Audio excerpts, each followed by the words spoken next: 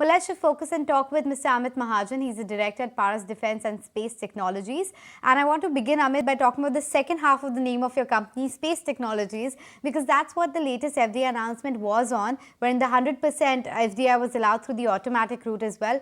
What do you think would be the impact on the sector? Was this something that was actually holding back the sector, you believe?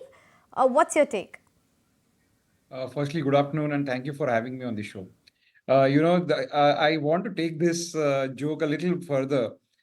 Just before we went public, we were internally used to joke that should we name the company as Paras Space and Defense Technologies, because that time space was at its all-time high when it came to the missions and the programs, and the industry was being a part of all the programs. Then COVID hit, and then space took a very important stand in making sure those technologies were used for multiple uses.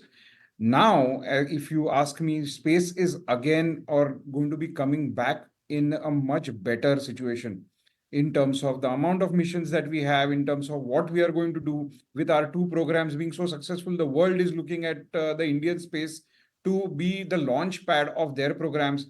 In this scenario, an FDI will only help the cause.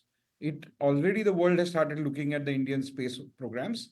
In that, when you say you have your FDI option and that to 100%, I think this will further boost. I wouldn't say that the space industry was held up for this, no, but this will definitely boost the industry much. It will propel, and it will give the necessary momentum. Right, so it will propel the industry higher. But talk to me about, have you received any interest or have you heard of the export orders going up, something on that lines? So what I would look at FDI to do is it will empower a lot of companies to take up bigger programs.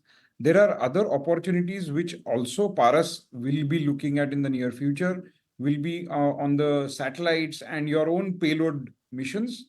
In these missions, what happens is they are very capital intensive. You have to invest a lot of money first, then put your satellites and then recover that money. So there are a lot of startups. Paras themselves are working with some space startups. These startups will get immense amount of boost, and their chances of becoming successful will become much higher. Chances of becoming successful will be much higher. But what about your own success in terms of the company's growth trajectory? Has been quite robust. Do you see the medium-term potential being this strong, 40 to 50% CAGR perhaps? I wouldn't call it 40 to 50. I would always maintain 30, because there is 5-10% here and there.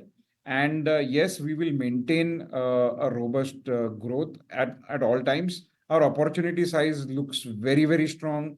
Our order book on hand looks very good. And hence, yes, we will maintain a good, handsome growth at all times. All of these opportunities will only solidify all the projections that we internally also maintain in the company. Okay, you're looking to beat your own internal targets, but the visibility is strong. Thanks, Amit, for making time for that quick chat.